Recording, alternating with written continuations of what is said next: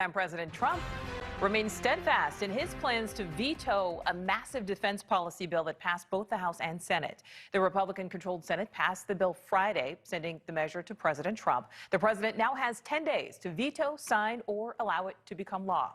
The president tweeted Sunday, quote, "The biggest winner of our new defense bill is China. I will veto." President Trump previously objected to it because it protects tech companies from liability for what appears on their platforms, which the president argues presents an anti-conservative bias. The companies deny those claims. And NewsNation correspondent Joe Khalil joins us live now from the nation's capital. Joe.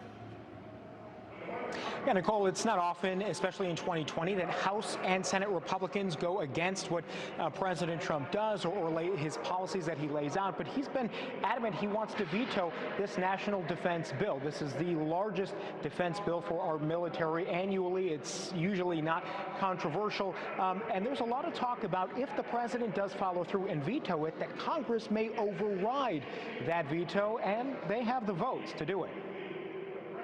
President Trump says he plans to veto the National Defense Authorization Act, which sets the funding policies for the country's military and defense, despite its wide popular support among House and Senate Republicans and Democrats. It's all of the money that they need, all of the planes that they need to buy, all of the equipment, all of the armaments, all of the bases, everything. Democrat Congressman John Garamendi sits on the House Armed Services Committee. He says the $741 billion package is crucial to maintaining American strength at home and overseas. This is a major national security issue. But President Trump committed to repealing it for two reasons. One, it includes a measure that would call for renaming military bases named after Confederate generals. And two, it does not touch Section 230 of the Communications Decency Act, a law that shields social media outlets like Twitter from being sued over what users post. President Trump says he wants Section 230 repealed. He tweeted his intention to veto the bill multiple times, the latest coming Sunday, writing, quote,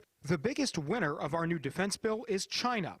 I will veto." Section 230 has nothing to do with national security at all. It's an issue for Trump, but not for the security of the nation. Lawmakers in both parties have taken issue with Section 230, but most, like Garamendi and Republican Senator Bill Cassidy, say it shouldn't interfere with the defense bill. I think we need to address 230, but I think we need to get the enhanced combat pay to our soldiers. Cassidy was one of 49 Republican senators to vote for the NDAA. Only 4 voted against it. And I don't want to endanger the ability of our armed forces, as well as the kind of livelihood of those who are potentially doing so much to protect us. Now the question becomes, if President Trump vetoes the popular bill, will Republicans back him, or will Congress vote to override his veto? Republican Senator Lisa Murkowski says the latter. I think the support clearly is there.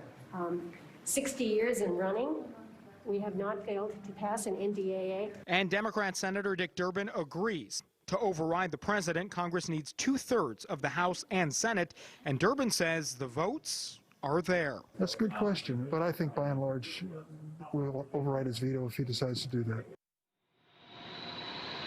Now, Republican leadership is split on this. Even the ones that voted for the bill may not necessarily vote to override. They may just stand with the president. But again, you heard that there's confidence among some that they would have enough votes to override. We've heard Senator Mitch McConnell say that he would support overriding the president on this. But in the House, Congressman Kevin McCarthy, Republican leader, said that if the president vetoes this bill, that he would not vote to override it. So you have a split there. We'll have to see how the chips fall. But again, some people confident they have enough votes to get that done. Reporting live tonight at the Capitol, Joe Khalil, News Nation.